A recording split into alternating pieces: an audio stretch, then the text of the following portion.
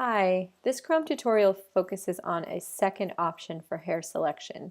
This option works in some cases for hair that's very blonde on a dark background or hair that's very dark on a blonde background. And it's also a great option for people who are using version CS4 of Photoshop or something earlier because you won't have the refine edge option.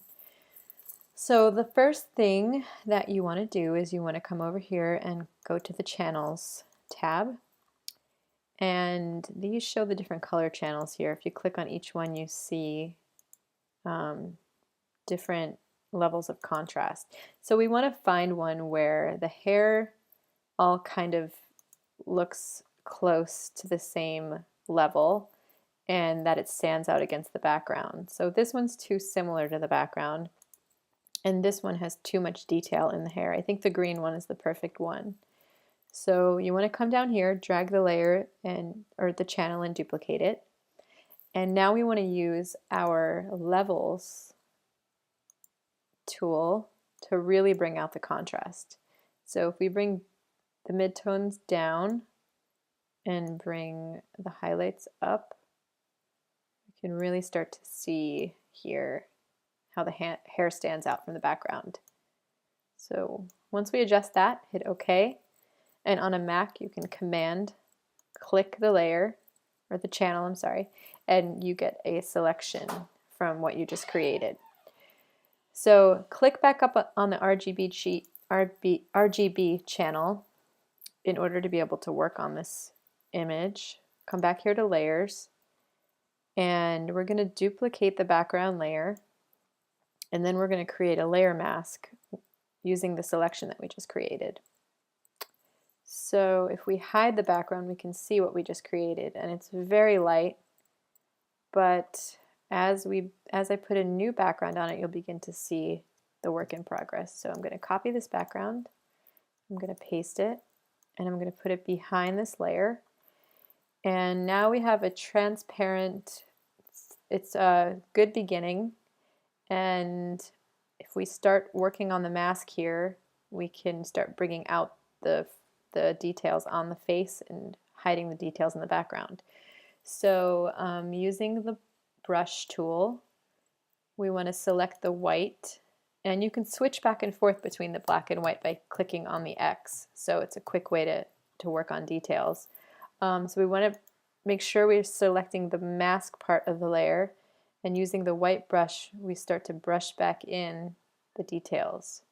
So what it's doing is it's just making the mask transparent in that area so that we can see beneath it to the background layer, or to the information actually that's in this part of the image. So I just go in and don't get too close to the edges or you're going to start losing the detail of the hair. But then once you do that, you can switch, click X, and get rid of all this other part of the mask that got selected. You can get in closer to the edges here on the background. And this is great because you can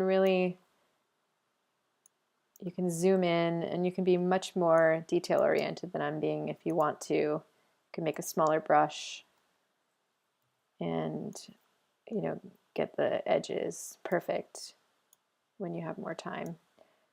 And then the last thing left to do is we just want to get his shirt back in. So I'm going to hide these layers, and using the infamous pen tool, I'm going to select around his shirt, and you don't have to be neat around here. Just get near the edge. There you go.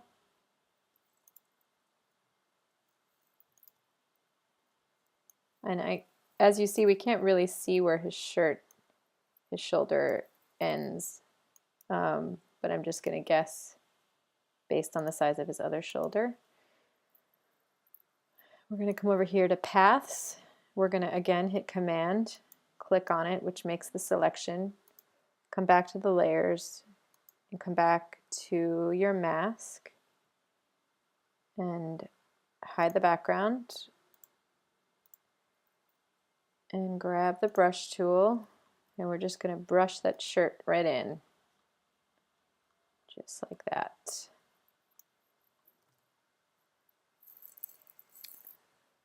And there it is. Thanks for watching.